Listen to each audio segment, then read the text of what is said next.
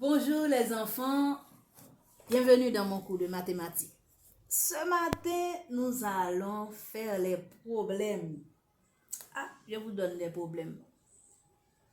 Je pense qu'il faudrait changer le nom de cet exercice parce que dès que les enfants entendent problème, ils ont des problèmes. Ils commencent à se gratter la tête. Et pourtant, ce n'est pas compliqué les enfants.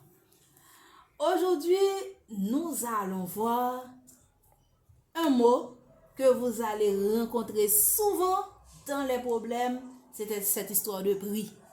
Les prix. Il y a différentes sortes de prix. Il ne faut pas vous perdre dans les prix. Maintenant, lisons ce problème.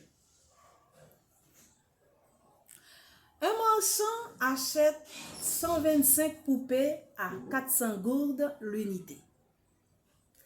Trouve le prix d'achat des poupées. Il revend les poupées à 500 gourdes l'une. Quel est le prix de vente total? Si vous regardez ce problème seulement, vous allez voir qu'on parle de différentes sortes de prix. Maintenant, avant de commencer, voyons quelle sorte de prix qu'on peut trouver dans un problème. Il y a le prix d'achat. Quand est-ce qu'on parle de prix d'achat? C'est quand on achète. Ok? Prix d'achat, quand on achète. Il y a le prix de vente. C'est quand on vend. Par exemple, je vais acheter des choses, eh bien, j'ai besoin de connaître le prix d'achat. Mais si c'est moi qui vends, j'ai à ma disposition le prix de vente. Parfois, on entend, quand on va au marché, il y a le client et le marchand. L'acheteur et le marchand. L'acheteur dit au marchand combien ça coûte, combien ça se vend. Arrivé à la maison, l'acheteur dit aux gens de chez lui, j'ai acheté pour tant. Alors ça, c'est le prix d'achat. Pourquoi cette différence? C'est parce que le prix d'achat n'est pas toujours le prix de vente. Pourquoi? Parce que chaque personne qui achète pour vendre a besoin d'un bénéfice. Donc, on ne peut pas vendre au même prix qu'on achète. On a besoin de faire un petit quelque chose en plus qu'on appelle bénéfice. C'est pourquoi le prix d'achat est toujours différent du prix de vente. Alors, le prix d'achat, c'est pour celui qui achète. Le prix de vente, c'est pour celui qui vend. OK? Et là encore, il y a des différences à faire sur la quantité de choses que vous achetez. Si tu achètes une seule plume, c'est le prix d'achat, puisque j'achète une seule plume, c'est le prix d'achat de l'unité. Tandis que si j'achète une quantité de plumes, une douzaine, une caisse, je ne sais pas, beaucoup, si j'additionne ou bien si je prends tout ce que j'achète, en gros, ça me donne un prix d'achat total.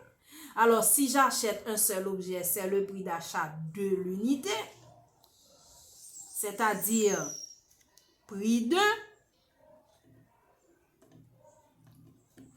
Tandis que si j'achète beaucoup de choses, c'est le prix d'achat total. Le prix d'achat total. OK? C'est-à-dire prix de tout ce que j'achète.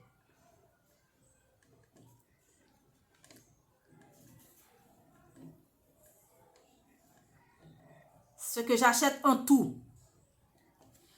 C'est pareil pour le prix de vente. Si je vends une seule chose, c'est le prix de vente de l'unité. Mais si j'achète beaucoup de choses, je veux connaître le prix total, eh bien c'est le prix de vente total de la chose.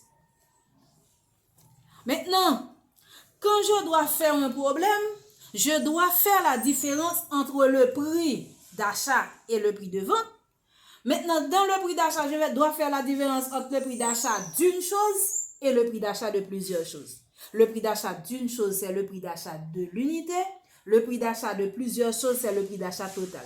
Le prix de vente d'une chose, c'est le prix de vente de l'unité. Le prix de vente de plusieurs choses, c'est le prix de vente total. Revenons dans ce problème. Pour résoudre ces problèmes, eh bien, je dois commencer par chercher les données. Je commence à être grande, on me donne des problèmes à plusieurs solutions, je vais au bouillon, je vais faire un petit carré, voyez, je l'appelle données. On se souvient, en deuxième, première année, jusqu'en troisième année, on nous disait de chercher les données utiles. On se rappelle, entourer les données utiles. Maintenant, on est grand, on ne va pas entourer les données utiles, mais on va les classer.